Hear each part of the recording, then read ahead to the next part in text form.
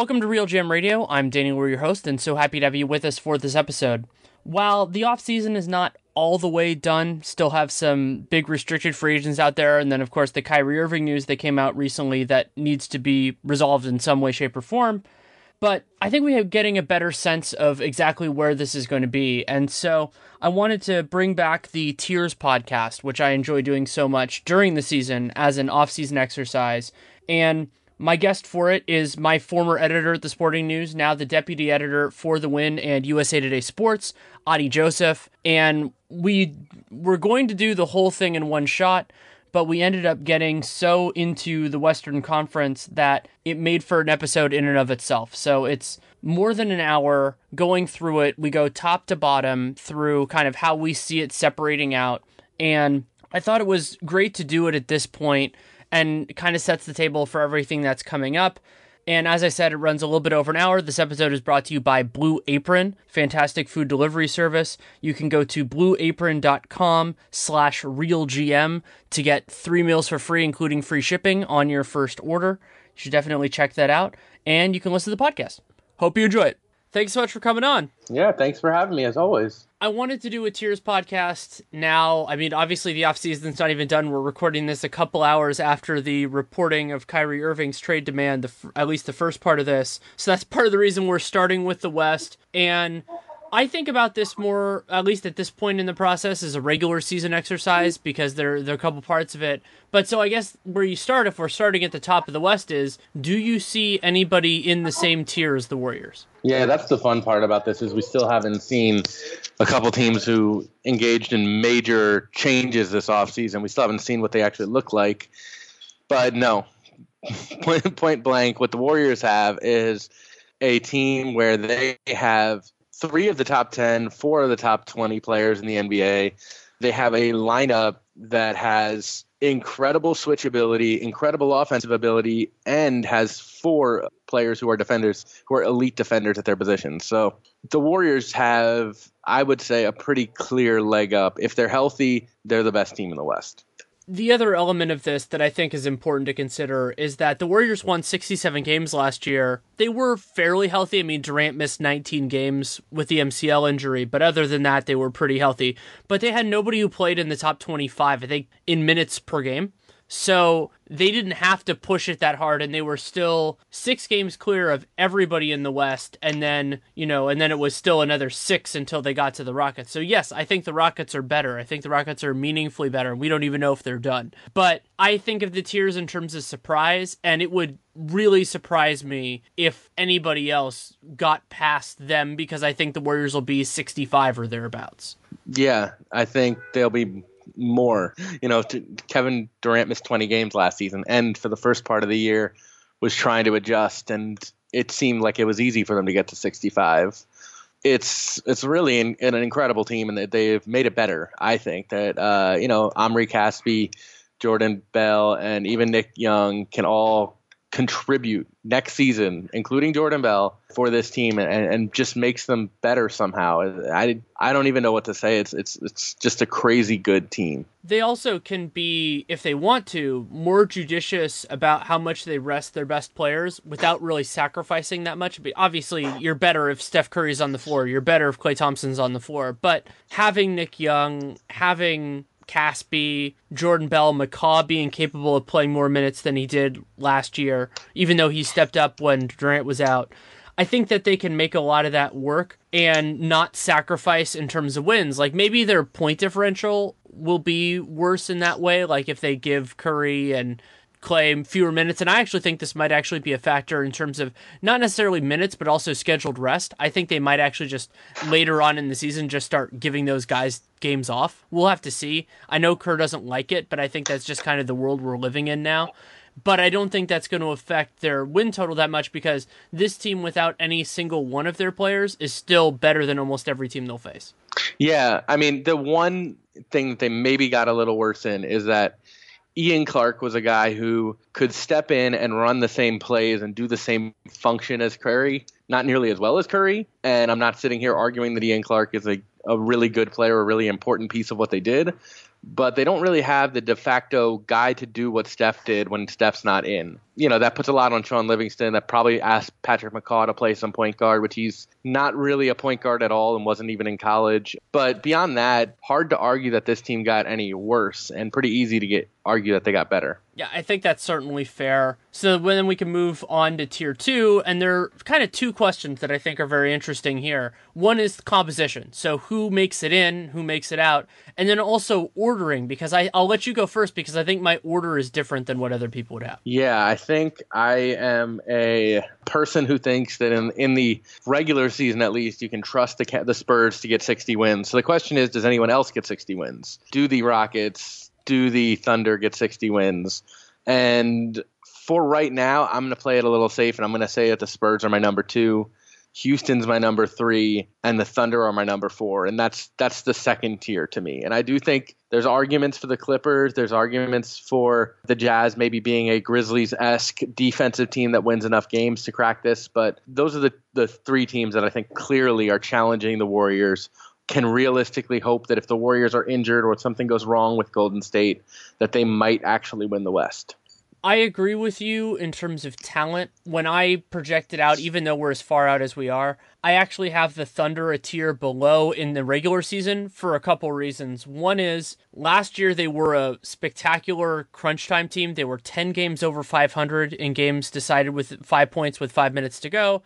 Well, there are reasons to say that some of that will continue. Russell Westbrook was fabulous. They put a bunch of defenders on the floor. I just never assume that. You kind of assume things are going to go back to even, and then if they outperform it. And that is a big factor because you think about how good the Rockets and the Spurs were last year. I feel like that's more repeatable, especially when you consider talent. Like you, I was expecting this to be a point of contention between us. Apparently it is not. Between the Spurs and the Rockets, I think San Antonio is a worse playoff team right now than they would have been last year before Kawhi got hurt. Obviously, that screwed everything up. But as a regular season team, they're going to beat so many other squads just by being the Spurs. They have execution. They still have a ton of talent, and they're still really good. So I think the Spurs right now, I expect them to have the second best record, even though I think there are some reasons to be really concerned about where they're going. And also, they don't have the adjustment period that the Rockets do. Like, the Spurs are just going to come in on day one, and they'll be doing their stuff. They'll be beating the lottery teams basically every single time. They'll be beating basically everybody at home. And then they'll win a fair portion of the road games. The Rockets, they might have some just clunkers in there as they're trying to figure all this out. That I think the margin between those two teams is so close that makes more of a difference than the talent disparity.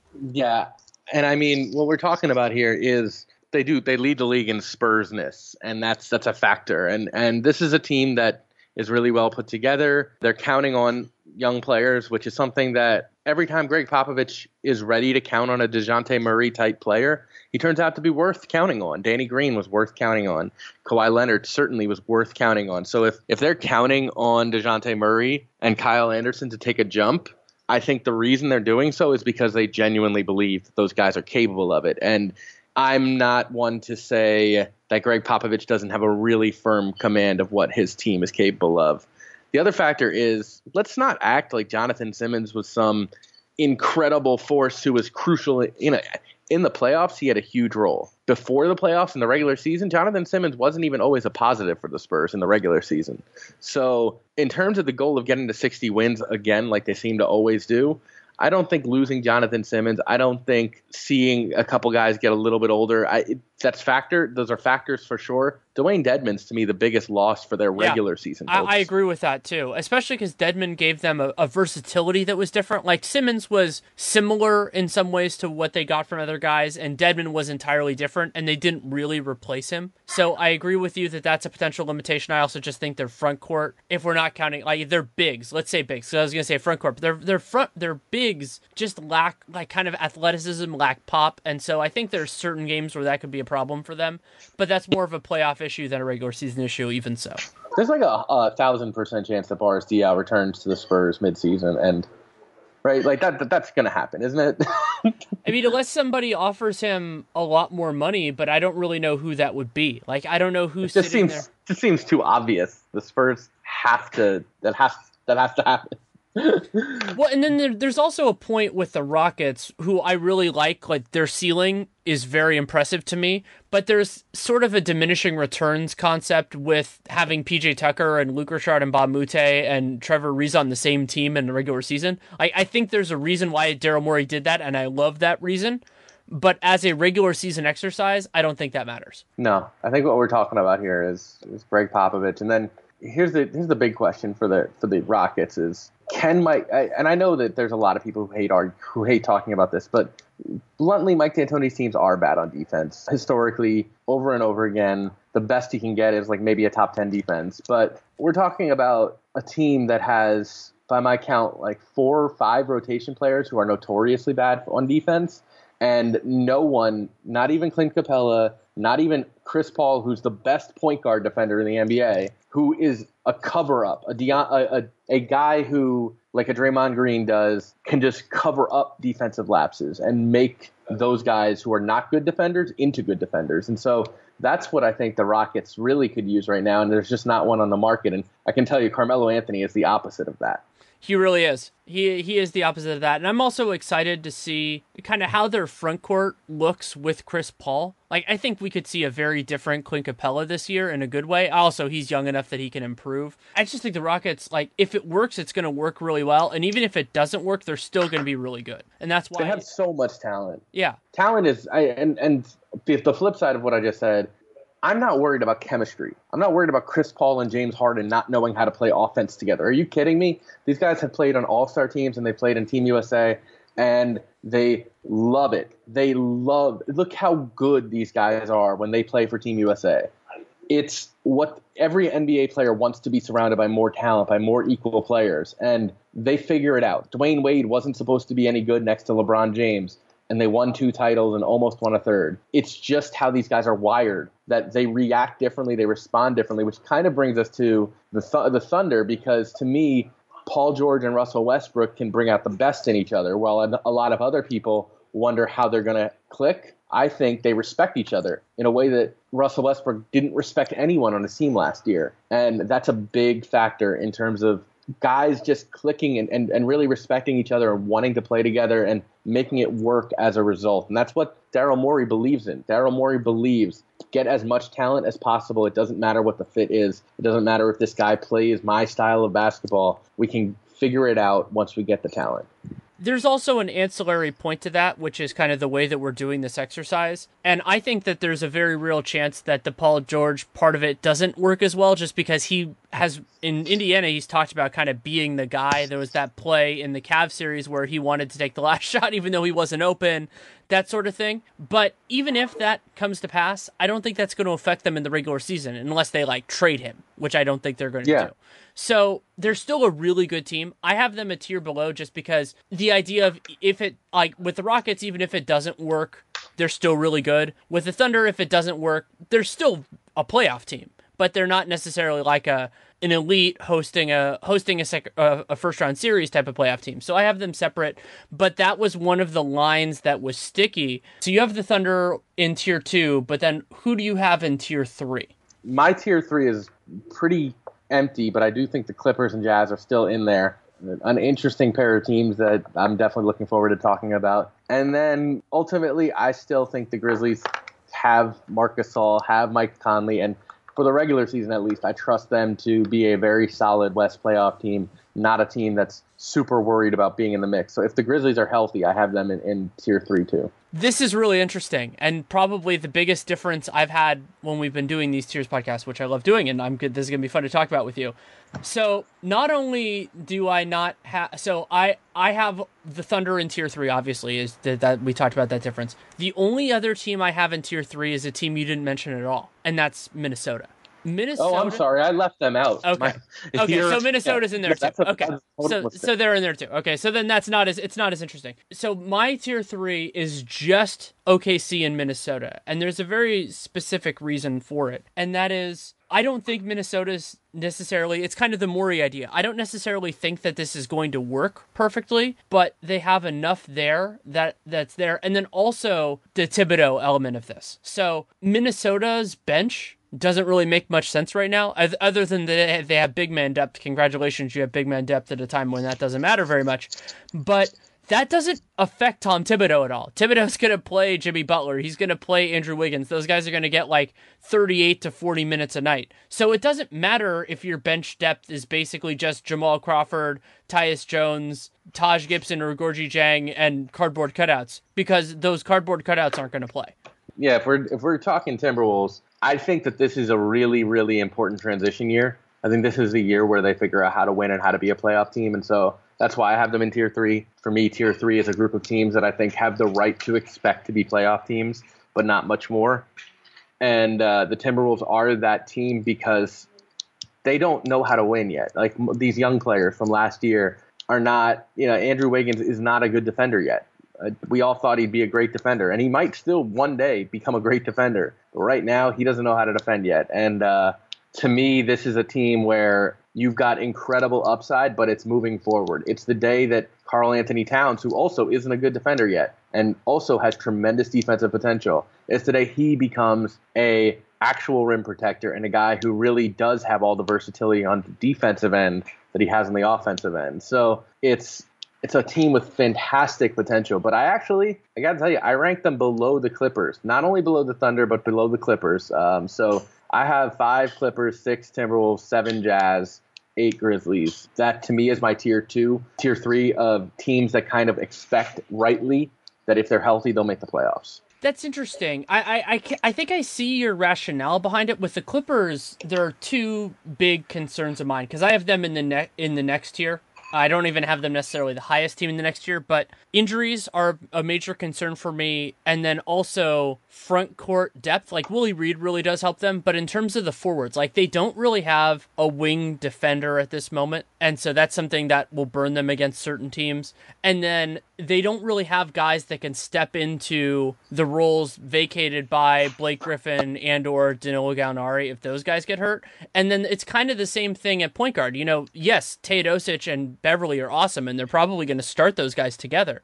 But if one of those guys has to miss time, they don't have a replacement for them really in any way. I mean, Lou Williams has a different role, so you would want somebody else to step in. Yeah, I got to say, I kind of disagree with you on a couple of those points. They signed DeAndre Liggins, whose only asset is the fact that he can kind of be a defender. I'm not sure he's going to be on their team in October. But, the bigger factor to me is, and they drafted Joanne Evans, but, the bigger factor to me, what I like about this Clippers team is the amount of versatility and flexibility in that backcourt. They believe in Austin Rivers for obvious reasons. And I think Austin's a fine player who will be okay in this system. But Bev is an absolute hound. Lou is one of the most efficient scorers in the whole league. I mean, yes, that's a real thing about Lou Williams. He's super efficient, and playing in Houston only made him even more efficient, but I'm sure they're going to ask him to do a lot of the same things. And then you have Teodosic, who we don't really know exactly what we're going to get from, but at the worst, he's a lot better than, say, Pablo Prigioni. And I look at this team and I say, hey, they have backcourt depth. They have a legit 2 deep at both positions in both guard positions. They have, they're not counting on Wesley Johnson to be a starter or even slightly expecting him to be a starter. He's a backup player for them. Sam Decker is a backup player who can play both forward positions, I think. And Blake Griffin has always thrived when he's been on his own, and it'll be very interesting, I think, to see what he and DeAndre can do about being the biggest. They really are. They're the biggest team in the league now, especially when they're going with the bigger lineups at guard. Austin Rivers is a pretty normal-sized shooting guard, and if you pair him with Patrick Beverly, who is 6'1", but might as well be 6'5", the way he plays, they've got some serious size, and I think they're going to win a lot of games because they know how to bully teams and how to be really aggressive around the basket with Blake and DeAndre. And maybe this is my belief in Patrick Beverly, but I've always thought he had a level that he didn't always show next to James Harden that he's going to be looking forward to show now. I think the guy I was giving short shrift to is Sam Decker, and so I am going to move them up. I'm not moving them into tier 3 because I still see some lines there, but you're right that they are deeper in that way, and having a couple of different options, Montrezl Harrell and Willie Reed at center, that was one of their misgivings last year, was that even though DeAndre's a robot and basically never misses time, that they didn't really have that other guy.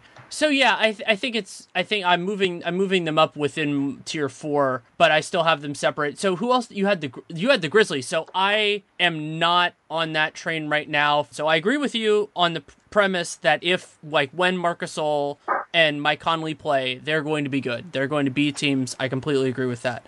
But last year, I think they missed a combined 20 games. I think that's the total that was. I just don't think that's an expectation. I think that's a possibility. I think that's more of like a best case scenario for the two of them combined.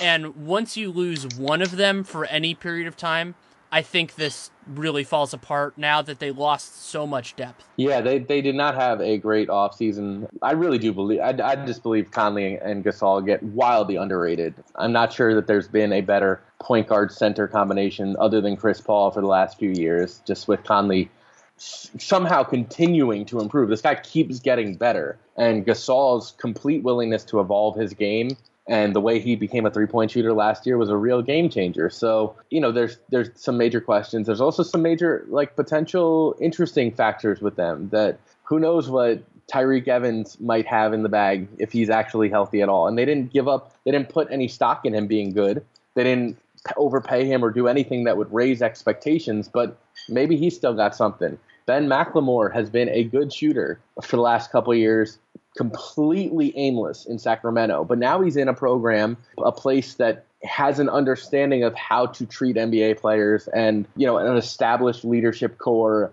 I think Ben McLemore's in a much healthier place now, and maybe he can show something that he's never delivered on after being the number 7 pick in 2013. And Brandon Wright, whenever he's healthy, which is rare. Chandler Parsons, whenever he's healthy. They've got a lot of guys who maybe could be really good, and they could maybe, if this team somehow stays healthy, actually be a big-time surprise this year. I think all of what you're saying is a reason why I think they are a potential playoff team, but the chances, I think a lot of those are just kind of rolls of the dice, and I think they need a lot of those to go well, and you can believe in their system and believe in Fizdale, believe in their base, and see that as a possibility, but to me it's a possibility, not a probability. And one thing, too, is they're still waiting, as we record this, I believe they're still waiting on Michael Green, which is crazy to me. Well, but I'm assuming he'll be back. I mean, at this point, it doesn't... I can't see an offer coming out there. Basically, the way that they would lose him to me would be a sign-in trade, and I just don't see that happening because it's possible. Again, possible but not probable. I think that's there. Then the other team that you had in this group, and I actually have them 2 tiers below, and I'll explain why in a second, is the Jazz. And the Jazz, their defensive potential is kind of paralleling where the Grizzlies were a couple years ago. Their defensive potential is pretty amazing. Like, they have just a lot of good guys, and their team was never healthy last year. But I have 2 big concerns that I'm not sure can be addressed realistically. I mean, unless they really have performed. So one is their offense. It's just hard to see. There just aren't that many guys in their team that can really beat their guy and create. Rubio is a wonderful player, but he's not really that guy in terms of like a half-court offense. And then that ties in with the second concern. Rubio is wonderful in the open court. He's one of my favorite players in the league. I've been on him since he was on Spain back before he was in the NBA, when he was on Barca. But the Jazz do not have good personnel to run. And that's not just playing Rudy Gobert and Derek Favors as your starting frontcourt, which they probably will do when their guys are healthy. Joe Ingles is a great transition player, but he doesn't move. He doesn't get out there. And so like the guys that are going to run with Rubio is a very narrow list. And I don't even think of Rodney Hood as being that kind of guy. It's more like Donovan Mitchell, and depending on how Dante Exum, if they play together, like even their backup like front court players aren't really that kind of in the horse variety. I mean, Ekpe Udoh might be their backup center. We're still figuring that out. Tabo's not gonna do that. Joe Johnson's not gonna do that. Like, I think that there's this concept of what Ricky Rubio could be on a good defensive team and everything else like that. But the way that this turned out, I don't think will maximize him offensively. Yeah, what I love about this team, and I agree with you, I think that this is a weird pairing for Rubio. George Hill would be way better on this team. I think there's probably a couple, like George Hill's a little better than Ricky Rubio. He's probably like the 11th best point guard in the league, and Rubio's like the 15th. But on this roster, I'd way rather have George Hill. I would have definitely paid him. But with that said, what I love about this Jazz team, number one, crazy depth. This team, their third string has a guy like Thabo Sefolosha, has a guy like Alec Burks, who they still kind of think could be a good player for them. Jonas Jerebko, who's always been good when he's given little roles. Tony Bradley showed some stuff. It's a strong like 12-man roster, at least, if not, going pretty deep. So they'll be able to weather some injuries. They don't have a whole lot of separation between that first string and that last string, which is the type of thing that really kills you in the playoffs, but can be really good in the regular season because injuries are not going to hurt the Jazz as much as they're going to hurt a lot of other teams. But the biggest questions here for the Jazz, three guys. Rodney Hood, can he be a go-to scorer? He has wanted that chance. He fell out of the rotation last year after an injury and basically kind of lost his spot to Ingles and Joe Johnson for the playoffs. But Hood, keep in mind how much we all loved Hood just 8 months ago before the injury. And this was a guy who arguably was a better scorer than Gordon Hayward, just in terms of natural scoring ability and potential. And he's still very young. He could take a big step forward now that he's given a clear role and they're putting a lot on his shoulders. And then the biggest one is Derek Favors, Derek Favors was really, really, really good before the injury started kicking in. And it's going to be fascinating just to see if he still has anything. If he doesn't, then they can easily move him, make him a backup center, and run small ball with Joe Ingles and Rodney Hood and either Exum or Mitchell playing next to Rubio and just be a small ball team that's still really good on defense. But if Favors can bring back that older, he's still pretty young. I mean, this is not an old guy. So there's no reason to think that Derek Favors is done just because he had a really bad year last year. This is a 26-year-old who at one time was viewed as basically Gordon Hayward's equal when it came to the future of the Jazz. And now just in 2015-16 averaged 16-8. The year before averaged 16-8. If he can get back to being a 16-8 player, I have very little doubt that the Jazz will be in the playoffs. I agree with you on the depth, and I think that's an underrated part of this, is that when in those 10, 15 minutes a game, when teams' second units are on the floor, if Exum can really put it together, or Raul Neto, if Exum really can't, if they can get the point guard play part of this handled, they're going to wreck teams during that time, and that could give them enough of a margin that even if they have trouble scoring, that they could make it work. And you're right about Favors. I mean, there was a time not only about him versus Hayward, but him versus Gobert. I mean, there was a couple of years ago, there was you would not have gotten people batting an eyelash at you if you said Favors was the best player or the most valuable long-term player on the Jazz. There would have been people who disagreed with you. You could say Rudy, you could say Gordon Hayward, but nobody would say oh, that's an unreasonable position to have. And some of that might be, maybe his injuries are at a point where, it's going to affect him. Some of it is also just that the league has moved away from Favors a little bit. But I agree with you that I think more of it is just that he hasn't had a chance to show himself. Yeah, the big turning point for a lot of Jazz stuff there were two. Obviously, the Enes Kanter trade that basically the second half of that season turned Gobert into, God's rim protector. And then the other one was Favors' injury. And before, we're talking a year and a half ago, before the Enes Kanter trade, there wasn't any question that Derek Favors was above Gobert, who hadn't really had a chance to show himself, and equal to Hayward. I mean, this was a guy who was 20, I think probably 24 back then, 24 years old, really, really, really, really talented. Players around the league will swear that he has elite potential to this day, and he's only 26. If he can get himself healthy again, and he can add that jumper that he kept pushing out, he has been in the process of adding, maybe not three-point range, but close to it for a while now, and if he can keep pushing his jumper further out and maybe become a three-point threat, we've got a guy who can still be a good power forward and doesn't have to be a center to fit into this league, because I do think, especially in the regular season, the small ball hype, you can only go so far playing small ball all the time before your players are just too beat up, because there's a reason that Steve Kerr limits Draymond at the center, and there's a reason that a lot of teams limit their small ball units, particularly in the regular season, and that's because there are still a lot of guys who will put a pounding on a small ball power forward in a way that maybe they get beat down the court a couple times, but in the long run it still affects the small guy more than it affects the big guy. And so there's still the potential there for Derek Favors and Rudy Gobert to be a really good power forward center combination. It's just now it's all on Favors. He has to bounce back. That's a healthy way of thinking about where he is. And also, the point about small ball is well taken, because the Warriors are a good example of this. I think Draymond's basically only going to play center when they need it, like out of emergency. I don't think that's going to be the plan in any game. Especially now. Yeah, especially now. Now that they're super comfortable with everything, now that they've gotten a year under the belt, we're not going to see the small ball Warriors running out more than 10% of the time. Yeah. But before Audie and I move on to the rest of the West, I want to take a quick moment to tell you about the sponsor of this episode, Blue Apron. I have been gone covering both Utah and Vegas summer leagues, and while I was able to eat some amazing food, lucky enough to do that, it was great to get back and actually do Blue Apron again. I've already gotten 2 deliveries since I've been back, made 3 of the 4 dishes that I got. The best one of those so far was the seared salmon with lemon ginger sauce with carrots, peas, and rice.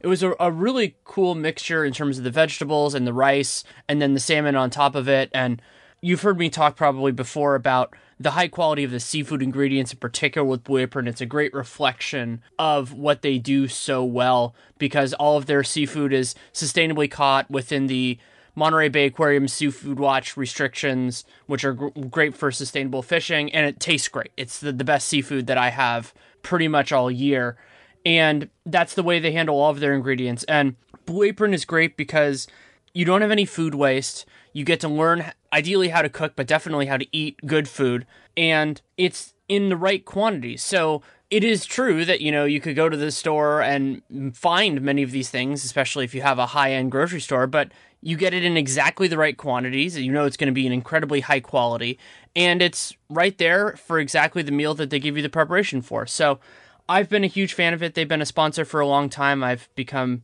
quite attached to it, to making it and everything else. And you can try it out yourself. Go to blueapron.com/realgm and you can get your first 3 meals for free with free shipping on that first order. So again, it's blueapron.com/realgm, just like the site I write for, RealGM, like this podcast. And you can try 3 meals for free, including free shipping. And try Blue Apron, a better way to cook. So those are our tier 3s. They're very different. I'll explain. We didn't really talk about the Thunder yet. Oh, yeah. Well, so the Thunder are they're on the front edge of this. I think that they have their defensive personnel now is fascinating. I mean, they have just versatile guys. Patrick Patterson's talented in that way. I think that he can fit in well, maybe even better than Taj Gibson. Of course, signed a way better contract. Adams is going to fit in just like he did before. Paul George, I think they are going to. Well, it'll be interesting to see what Donovan does in terms of a stagger, because I think he would probably like to have a little bit of time where he's the guy. But they totally have the talent to make that make sense. I love this. I love the possibility of all the different permutations that they can go with, because they've got a shooting guard who can play 4 if they need him to, in Roberson, defensively at least. They've got a shooting guard who can guard point guards and power forwards. They've got Paul George, who I think is an elite talent when he's kind of restrained. And that's one of the keys here, and that gets back to what I was talking about.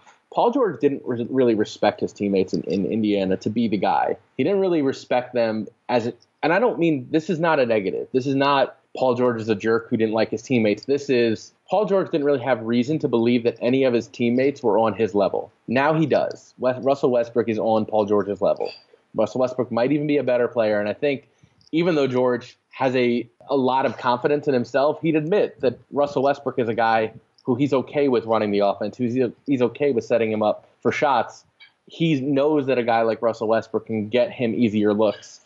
If you can get Paul George to stop freelancing so much, to stop dribbling so much, to act and play like the superstar wing player that he is, I think you have an awesome player, a super efficient shooter who is truly one of the NBA's best shooters, probably one of the top 10 shooters in the whole league. And if you can get Russell Westbrook to be feeding him the ball and George is open, we suddenly have a lot better version of Russell Westbrook, because he has guys in Paul George, in Doug McDermott, in Patrick Patterson, in Alex Abrinas, who can hit those open shots that he didn't necessarily have last year. And Paul George has a guy doing all the hard work, getting him open shots. And I think that they're both going to be better because of the other one. And Patrick Patterson is a big part of that too, because he's a guy who can also hit his open shots, defend power forward so George never has to, and does a lot of small things without ever expecting the ball. So I really like the potential chemistry that this Thunder team has. I think they have more shooters and they have more defenders, and they still have that crazy level of athleticism. So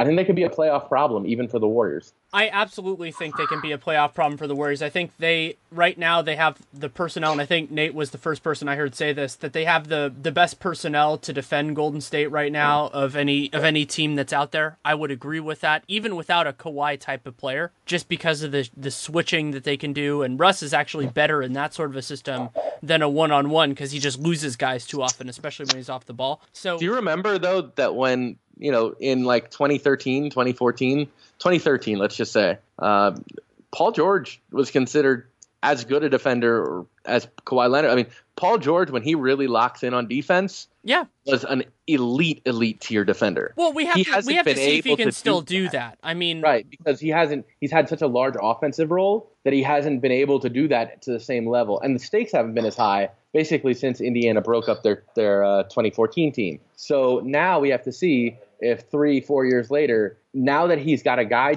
whose usage rate alone is going to take the ball out of his hands a lot, now that George can refocus, can he still be, when he's presented with Kevin Durant or LeBron James, can he still be able to guard them one-on-one? Because if he can, that's a game changer in the playoffs. Yeah, I think the Thunder right now, they're the fourth best team in the West, and I think there's a little bit of a margin. Like, I have them in the same tier as the Wolves, but if somebody had them separate like you did, that's fine. I don't have them all the way with the Rockets yet, but they're going to be a really, really fun team to watch. And why everybody should watch them intently is until we hear what happens with Russ, and if he signs an extension, this changes a little bit, but this very well could be a 1-year proposition. So appreciate it while you can, because even if it goes well, Paul George could still choose to go elsewhere. Absolutely. Both of them could. Yeah, both of them could. So my tier 4 is teams that I think should expect to be in the playoffs but aren't guaranteed. So, I think Minnesota, unless they get injured, I just think they're in just because of the way Thibodeau plays his guys. His best players are going to play so much that they'll end up pulling some out. It is a question mark season, but I think there are 5 teams that are probably in. And I didn't expect this, actually, because I restructured a lot. My next group of the teams that I expect to be in are the Nuggets, the Clippers, and the Blazers. And I think the reasoning is that those 3 teams, I think they have higher ceilings. I think they have higher floors than the other teams. And so I think that they go into the probable group and not the potential group, even though there are a lot of teams, almost everybody else in the Western Conference, that I think can make a reasonable case. Yeah, so which marijuana team do you want to talk about first? Are we blazing or are we getting the Nuggets? I have Denver. I think Denver's a better team right now, partially because they're not, I wouldn't necessarily say they're deeper. I would just say that they're more versatile in terms of their depth. The Blazers have a bunch of guys, but I think they have a bunch of guys that are more ancillary characters, whereas the Nuggets, there are different permutations that can make this team work. Yeah. I have the opposite. I have the Blazers 1 spot ahead of the Nuggets. My tier 4 is 3 teams that I think are hoping that the Grizzlies get hurt, or that the Clippers backcourt doesn't work out as well as I think it will, or the Jazz can't score, and are hoping for that because they believe themselves to be playoff teams, but in my mind, they're still a little shaky. And so I have the Blazers 9, Nuggets 10, Pelicans 11. That's my tier 4. And if we're starting with the Nuggets, the big question, it's so obvious, who's running the ball? Who's running the offense? Is Jamal Murray a point guard? Is Emmanuel Mudiay an NBA player? Is Jameer Nelson still alive? These are questions that have to be answered because we don't really know how good the Nuggets offense can be with these guys running it.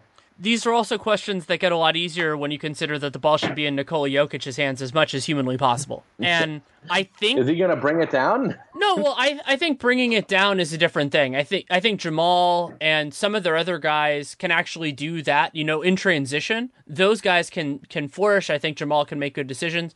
And then the half court, Jokic is pretty much the hub. Other guys can initiate pick and rolls, other guys can do other stuff, but I think a lot of it runs through him. And you're right that it's fair to question it because that's a very unusual way to run a team. And the Nuggets did it some last year, but not so much that you get definitive proof that it works, other than the sheer ridiculousness of their offense after they traded Nurk. Or not after they traded Nurk, but after they figured out, oh, we can't play Jokic and Nurkic together. That was an earlier That's point. another question though, right there is. So yeah, I agree with you that Jokic is an amazing offensive player, an absolute elite tier offensive player. And Paul Millsap answers so many questions because he's the perfect guy to put next to Jokic. The question is, though, their backcourt is not only young and not particularly skilled, they're not good defenders either. Gary Harris has the potential to be a good defender. I think Gary Harris long-term will be a good defender. He's not yet. Jameer Nelson has never been a good defender. Jamal Murray is probably never going to be a good defender. And Emmanuel Mudiay, again, are we sure he's even a good NBA player? So defense, they're going to get burned by a lot of teams around the perimeter because they're one of, as far as the whole NBA, including non-playoff contenders, they have one of the weakest 1 through 3 slots out of any team in the whole NBA. And just because they have an awesome pairing at power forward and center, and I just worry about those other 3 positions. But going back to the Jazz, I think they have a lot of, like the Jazz, they have a lot of different possibilities there. And I have there are a lot of guys that I like. I would love Joe Ingles on the Nuggets. Adam Mares wanted, he was basically advocating for that and was very disappointed that they didn't. He writes for Denver Stiffs, and it would have been a wonderful fit. I think Wilson Chandler is going to have a bounce back year for them because now he gets everything he wanted. He can be a starter, he can have a defined role, and it really works. He'll be on a good team. So I think he has more to give than he did last year. Barton, Malik Beasley, Gary Harris, who I love. I think Gary Harris is a part of the solution here, and I think he's been underrated around the league. He's not, he's not going to be the best player offensively, but he's a good defender. He can fit in well, and that they added so much around him. I've said this about the Orlando Magic before, that they have a lot of guys who would be better if they got players above them, and you could just slot them in. I think this is true with Aaron Gordon. That's to me what Gary Harris is, and they got Paul Millsap, so it worked out. Yeah, I do. I love Gary Harris's potential, and I think he's a really smart player who plays hard. I don't know if you knew this, but his mom was a star basketball player at Purdue. He comes from the basketball bloodline, and it shows when he plays. To me, I still look at this team. To me, Kenneth Faried, I guess he's just not going to play now. So can you trade him? Can you make? I feel like they're still a move away, maybe 2 moves away, but at least 1 move away. I don't want to block Jamal Murray's minutes or Gary Harris's minutes, but to me, you can avoid blocking those young guys and still make a move to bring in a better veteran than Jameer Nelson to run the offense. So basically the Eric Bledsoe trade. Eric Bledsoe would be a very nice player on this team, yes. Yeah, I think that's one way of making this work. And I also feel like because of the way their offseason went, and I'm greatly disappointed in the chronology of everything with them. They added all these power forwards, and then they added a guy who made all those power forwards completely irrelevant. But I think they're fine without fixing that, and then anything they do to better balance their talent will help. So if they can move Trey Lyles, or hopefully not Juancho, I love Juancho, I think he should be a part of this team, Lyles, or probably they'll just keep Leiden, but whatever in that case, or Kenneth Faried, however they balance that, I think that can only help. It can't hurt, it can only help. And so that for me, and I think one of the maybe the differences of opinion that we have, and it might just be because I think of them as being more established than you do, is just that I think those moves that you're talking about, those don't move them into a tier 4 or tier 3. I think those moves move them tier 3, tier 2, if they could pull it off and get the right guy. Maybe probably not tier 2 because the Spurs and the Rockets are that good.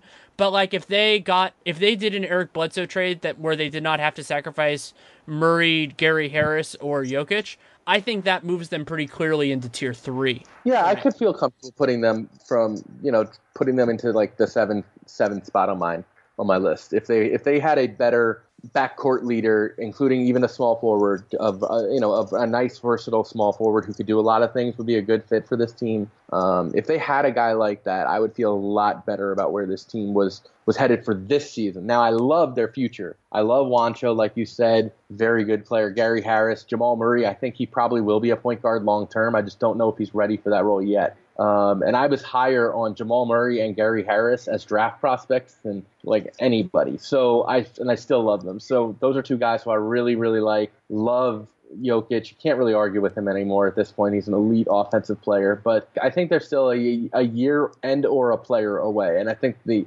and or is the big question. Do they make the move now and avoid being a year away because Paul Millsap's, doesn't really have too much longer than you paid a lot of money to Paul Millsap for 3 years. You don't want to have those 3 years go by and you never got the point guard to help the team come together around him. So it's an interesting situation, and one where I would act faster than later, especially if Kenneth Faried's a key piece of any move, because he's not going to play. Yeah, that's certainly fair. So the way that I have the next group, so yeah, I had Nuggets, Blazers, Clippers, and that kind of like expect to make the playoffs, but not guaranteed. Yeah, we didn't really talk much about the Blazers, but I just had one thought on the Blazers, sure. Which is I still ultimately believe that the most interesting player in this league in terms of where he's headed is CJ McCollum, and I'm just not sure that playing next to Damian Lillard is the ideal fit for him.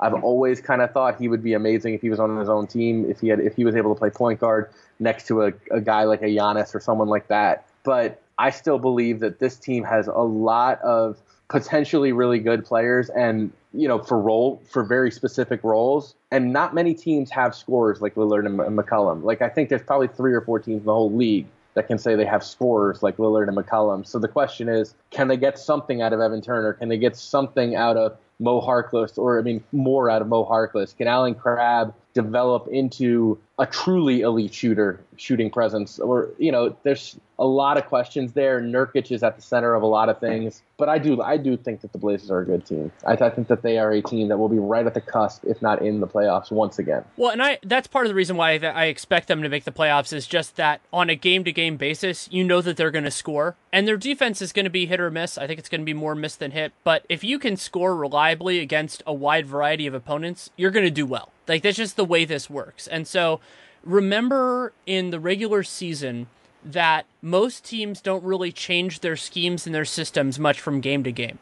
And playing Dame and CJ together just wrecks a lot of that kind of stuff, just because you can't really game plan for it. But then in the playoffs, when you can get more into trapping and some of the more nuanced stuff and make adjustments, I think that they get outpaced. This is kind of the same issue with the Spurs, that they just don't have as many cards to play because of the way their strengths are structured.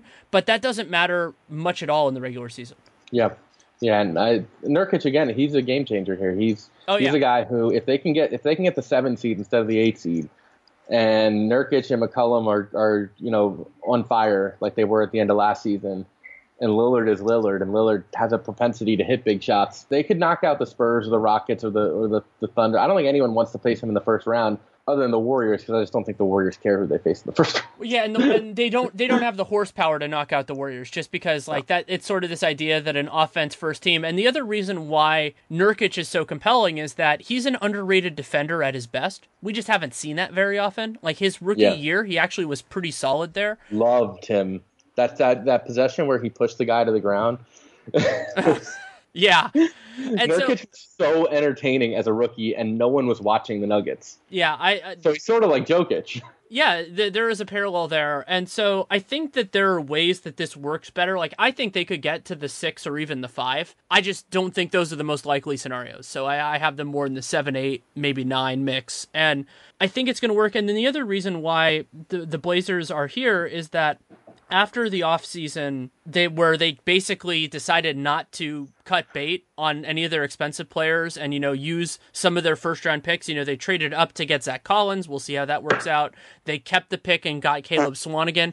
Those were their best options to unload money. And so while it is still entirely possible that they could trade someone to try to clear cap space, and that trade almost definitely would have made them worse, I don't think we're going to see it this year. I think we'll see it next year, but I don't think we'll see it this year. And so that actually puts them above some of these other teams for 2 reasons. One is they're just deeper. And then the second reason is that as long as they're in the mix, I don't think they're going to cut bait and run, because that's not what Paul Allen wants to do. He wants to see what they can accomplish with this group.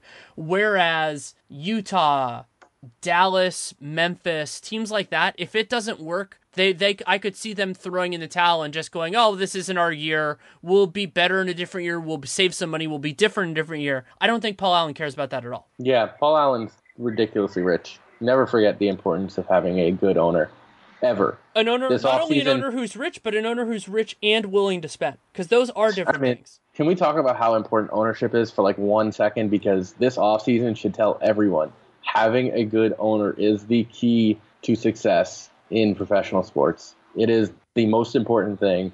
And yeah, you're right. Rich isn't even the right word because a lot of people have more money than Peter Holt. A lot of NBA owners have more money than Peter Holt. And yet he's committed and his family is committed. So just having a good owner it can't be understated. It's so important. I'm looking at you, Knicks fans, Bulls fans, and Cavs. Cavs fans. It's such a great predictor of long-term success or peril. So, like, obviously, teams can outperform their station or underperform it based on other factors. You know, like this is a really good transition into the Pelicans. It is. So, like, you can outperform that. You can draft Anthony Davis. You can get into that. But eventually, the gravity or the levity provided by ownership is going to just overwhelm that. And the Pelicans have a bizarre ownership scenario, which has inhibited their basketball decision-making a lot.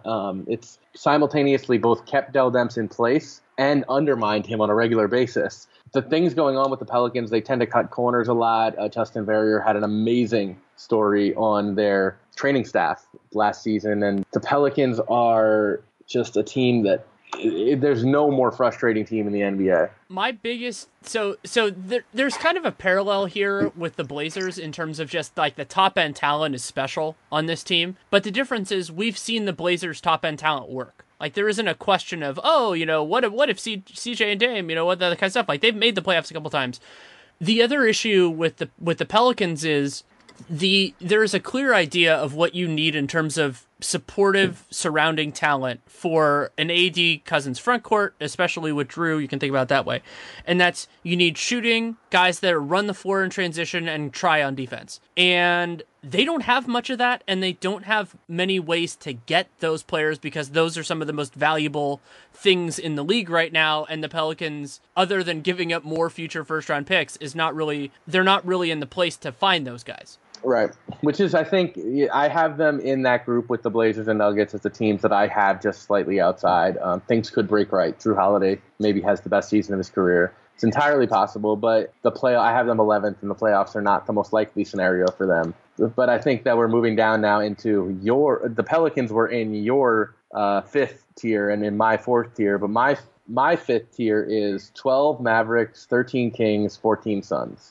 Interesting. I have a couple of different thoughts there. So I'll go through mine quickly, and then we can talk about the differences. So my tier 5 is basically the teams that are currently on the outside looking in, but all have a completely reasonable case to make it if things go well, and then fall off if things don't. And so mine, and this order is fungible a little bit, but it's kind of the way I'm thinking about it at this moment.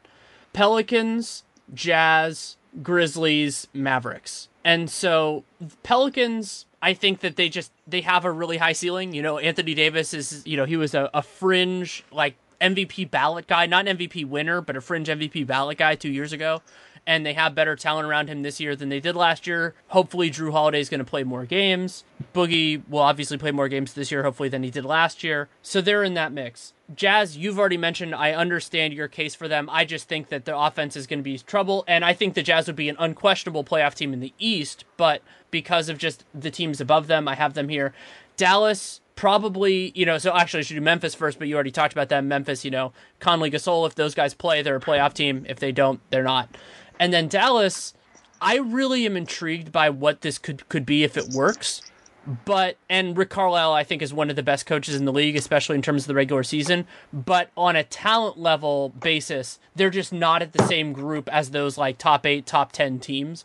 So you can't expect them to be in. They're going to need everything to work. Yeah, and I think that that's the story of the Mavericks last season too, and that's why I think they're in roughly the same range. They finished 11th in the West last season. The West got a little better, and now I have them 12th. They have some intriguing pieces, and to their credit, I think they have a lot more flexibility and a lot more interesting outside-the-box pieces like a Seth Curry, most obviously, to improve internally, and yet at the same time, a lot would have to go wrong above them for the Mavericks to be a playoff team with this level of talent. And it's hard to imagine, as much as I think we'd all love to see Dirk make the playoffs. Maybe next year that's a realistic possibility if they add another piece. But right now, I think they're really just looking for some development from Nerlens Noel. They're looking for Dennis Smith to get his feet under him and have a stable rookie season. They're looking for Harrison Barnes to establish himself and figure out what position he plays for one. And, above all else, I think that this season is going to be a chance to experiment with a lot of different things and to see what their future is, because they do have some flexibility for the future, and they haven't done anything dumb that would impact them in a negative way long term, I don't think. Yeah, I really liked some key elements of their summer, like being fiscally responsible. We don't know what's going to happen with Wesley Matthews. Like, if he picks up his option, then it's a little bit more less flexible, but I think they could move it if they had to. And then they have Barnes. His contract isn't great, but it's not terrible. We'll see what happens with Nerlens. That's an open question. I love Dennis Smith, but it's going to take him time to figure this out. Like, that's, again, going into the idea of maybe they could be a playoff team next year, is that rookie point guards, especially rookie point guards who only played 1 year in college, and that year was kind of a tire fire, as you know, as an ACC guy, like, that ex-ACC, Big Ten now, Maryland. Oh God, I hate the new conferences so much. But anyway, so Dennis, that was not really a year where he learned a lot that will prepare him for his life with Rick Carlisle in the NBA. So, like, Dallas gets here more on deference to Carlisle than anything else. But so the other point, and this gets into how you did your tiers, is I was not super comfortable keeping the teams that I kept out of this tier, the Lakers, the Suns, and the Kings. I wasn't super comfortable keeping them out of this because those teams have an outside shot. I think every team in the West, like, theoretically, like, especially if it were a top 16 format, has an outside shot. It's just that I was able to draw a line just with the Lakers. Like, they just need everything to go right to be in the playoffs this year, and I don't think they really necessarily are pushing for that. As you heard, the Lakers are not in my tier. Yeah. They are on a tier on their own, just like the Warriors. That's because the Suns have a lot of talent, and I don't know if enough people realize guys like Allen Williams and T.J. Warren and... he had an awful rookie year, but they still love him, Dragan Bender. I don't know if enough people realize that, especially T.J. Warren in particular, is actually a really good player and had a really good season last year, and the Suns have some talent. Well, if they hadn't discretionarily sat Bledsoe for like a month and a half, their record would have been a lot better too. Discretionarily, yeah. I mean, they tanked the hell out of last season in every way. But they have talent, they have youth. They have some upside. They could be surprisingly good. They could win 35 games. It's possible. The Kings have George Hill, and they have a lot of big men who are good at, including one, Willie Cauley-Stein, who's really good at defense. And they've got Buddy Hield had a really good finish to the season. Buddy Hield might actually be a really good player for all the crap he got after the trade. So the Kings, they have some upside. They have some talent. I think they'll probably be a significant level better than the worst teams in the East, and probably better than the Lakers. But yeah, to round out this tier conversation with the team that probably will get me the most hate, I don't think the Lakers are in the could maybe be a playoff team tier. And the main reason is because I think when you're that young and have that many guys who have proven so little, you're going to just have stumbling blocks. And I happen to really like Lonzo Ball and Brandon Ingram as the core of a youth movement. I think Julius Randle's going to have a breakout season and maybe be their best player next season. But I can't imagine. I mean, Lonzo is going to get abused by certain players. Chris Paul is going to have a field day going against Lonzo Ball. And there's a lot of other point guards in the league that are going to enjoy a guy who doesn't have the foot speed to stay in front of them and, isn't the greatest ball handler, as talented as he is as a passer and as a high basketball IQ player. I think they're going to see Kentavious Caldwell-Pope isn't going to remedy all ills with this team, and they're going to be they're going to have some faux pas, especially with Ingram and Ball, who are still so young. Yeah, I think the reason why I'm a little bit more intrigued by their playoff possibilities is just that I think their starting five actually kind of makes some sense to me.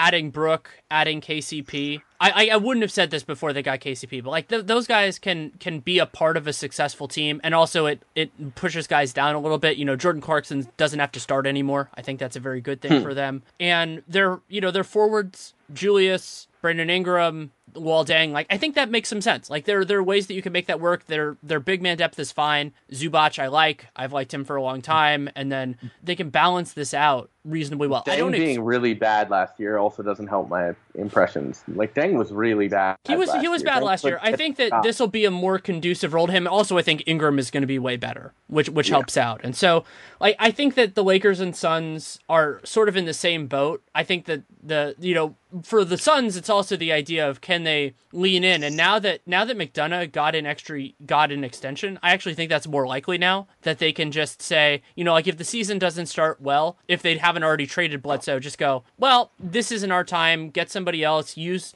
some of their assets. Eventually, they're going to need to get somebody who makes sense with Booker, more on their timeline, because their team, like, one of the important things to consider with the Suns is they're so young. Bledsoe is not an old guy. He's just like 6 years older than all their guys because they drafted all these 18 and 19-year-olds. They didn't just get rookies, they got young rookies. Booker, I believe, was the youngest guy in his draft class. Bender was the youngest guy in his draft class. Josh Jackson is actually older than a fair number of the guys in his. But just Chris is really young. Chris is really raw.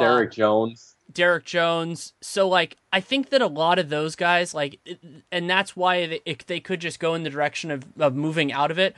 Also, I think they're the team that could really benefit from just one more year down there that isn't as desperate to do it now. Like, I think Sacramento, like, that would have been the right approach for Sacramento, but that's not what Dave Yeager wanted. That's not what they did. They got all these vets. Yeah. And so, like, you have them in a tier, above the Lakers in that tier. The reason why I don't is I just don't think they're as good as my question. My thing is Eric Bledsoe and Tyson Chandler are, and if they keep them, I think Tyson Chandler might be done. He was good when he played last season. I mean, it'll be interesting to see how he bounces back. He missed a lot of time, but including the whole end of the year. But I don't know if that was really because of an awful injury or because they didn't want him to play and accidentally steal games by being a good rim protector and rebounder. But I see this team, this Suns team. They have, like you said, a lot of guys in their early 20s and even teens. But then they also have, to me, without a doubt, Bledsoe to me is a lot better than Kentavious Caldwell-Pope. I think he's a really good player, and I think Tyson Chandler's.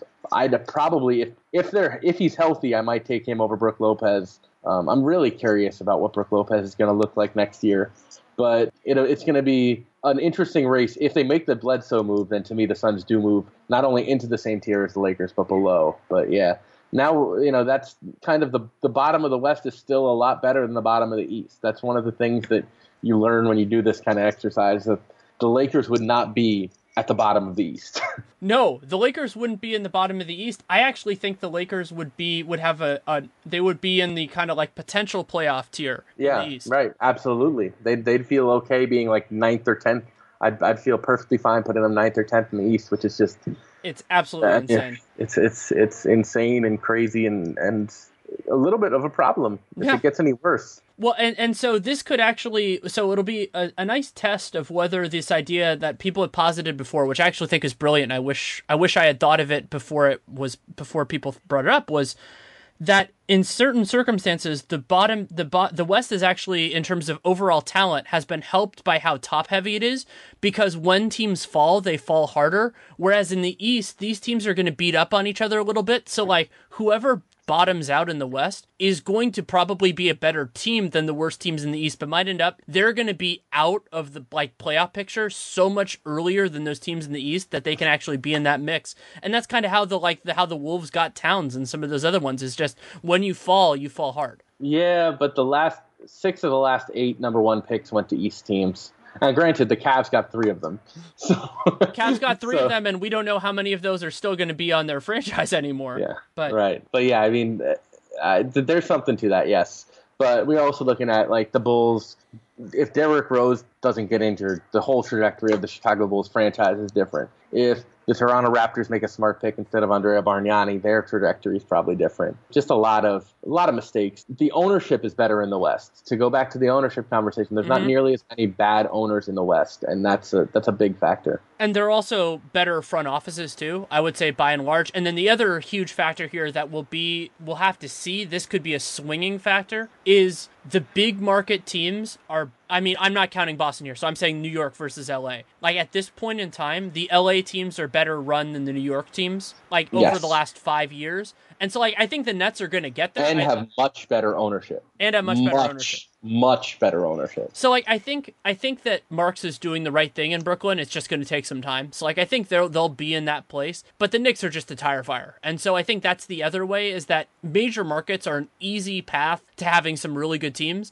And the New York squads have been so bad for so long that it just takes away some of the power base, and they've needed teams like Cleveland and Boston to shoulder so much of that burden, whereas in the West, there are talented teams that have been consistently good in San Antonio.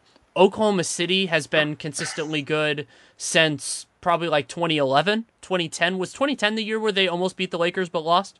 Yeah. And then so you have those kind of teams. That doesn't exist in the East. Like, the Wizards have been around a little bit, but they had 1 year where they fell off. The Raptors have been there, like, I guess the Raptors are probably kind of like the Rockets equivalent. It's probably there, but then they don't have a Spurs at all. And so it's a very different world. Yeah.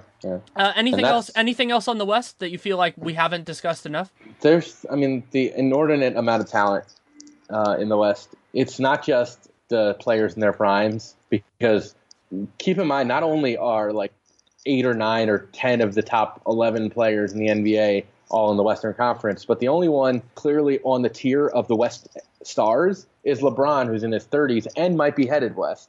Well, and so that's the other thing I wanted to talk about, is that the most likely, if you were to say in the abstract, a max player changed teams in 2018, the most likely thing is either west to west or east to west. It's not anybody going east. Yeah, there's just not a scenario there where the East is really going to be gaining ground. And, a few teams in the East have sort of, like the Raptors and the Wizards, have basically locked themselves into teams that can't win championships. And they're going to be good. They're going to be near the top, but they're basically locked in. And so, like, I mean, if you're a West fan, if you're a person who wants to see the East rising and a new team in the East really becoming a real threat, like, I guess you're holding out hope that either the Celtics or the Bucks make some moves. In the Bucks, their GM search went about as poorly as possible. Why? Because of ownership. So the recurring theme whenever I talk about the NBA is so much of it comes down to ownership. Yeah, absolutely. Thanks again to Adi Joseph for taking the time. You can read his work at For the Win and USA Today Sports, and you can follow him on Twitter at Adi Joseph. That's ADIJOSEPH. We will be back and doing the Eastern Conference at some point during this week. We actually haven't recorded it yet. We were going to do it over the weekend, but we both got busy. So that also buys a little time in case KYRIE he gets traded soon, but we'll have to see on that. And of course, you can check out my work other places. Real GM, have some CBA Encyclopedia stuff that is already out, have some more that I'm in the works on. Then have Dunked On with Nate. We've done the part of the Summer League prospect review. We did kind of the first half of the alphabet so far in 2 different podcasts. Then we have the second half to do at some point later this week. You can check out the Duncan Leroux Patreon, and we're going to have a mailbag this week. And then also both The Athletic. So The Athletic at San Francisco is going to launch August 1st, which I'm very excited about, and I will be a part of that. And of course, you can also get access through any one of the Athletics. So Cleveland, Chicago, Detroit, Toronto, you get access to all of them. So I think it's becoming an even better value than it was originally. And you can also, I mean, you can't check it out yet because it's not out yet, but I've been editing my book, which is 100 Things Warriors Fans Should Know and Do Before They Die. It will be for Triumph Publishing, and it will come out November 1st. I've been doing a full edit on the book. Really happy with where it is right now. That's actually going to be submitted sometime around when most of you are listening to this, so that's a nice little accomplishment. If you have any feedback on the show, one thing I will mention is that the Division Capsule podcasts, which is an off-season review, regular season preview, those are coming back. I've already started discussing with potential guests about how we're going to do that and all that. And so there's actually a shorter off-season this year because of the earlier start. So the regular season starts in mid-October. So basically that will be a large portion of the material that comes out for Real Jam Radio throughout August and September, but it will not be the only thing. I'm going to have other guests on. I already have some ideas for that as well of what I want to do, but we'll do one podcast for each division. So that'll be 6 episodes of the however many are in that point. If you have any feedback on the show, good, bad, or indifferent, Danny Leroux, NBA at gmail.com, at Danny Leroux on Twitter. Email's better, lots of reasons. If you take the time to write it, I will take the time to read it. If you want to support the show, lots of great things you can do. You can leave a rating, leave a review in the podcast player of your choosing. Subscribe, download every episode. With a show like this, that's even better because you can't necessarily be sure when it's going to come out. It's a great way to do it. And of course, you can check out our sponsors for this week. That is Blue Apron, blueapron.com/realgm for 3 meals for free, including free shipping. I'm a huge fan of the product. I speak from experience. I really do look forward to it, and we'll miss it when I'm on my next trip, but we'll enjoy it for now while I have it. So again, that's blueapron.com/realgm. We'll be back at some point during this week with the Eastern Conference tiers with Audie, and who knows, maybe if I get inspired by something else, I'll do another podcast in addition. The beauty of Real Jam Radio and being in the CLNS media family is that they give me a lot of flexibility if something comes up to do it. So we'll see what happens. But thank you so much for listening. Take care and make it a great day.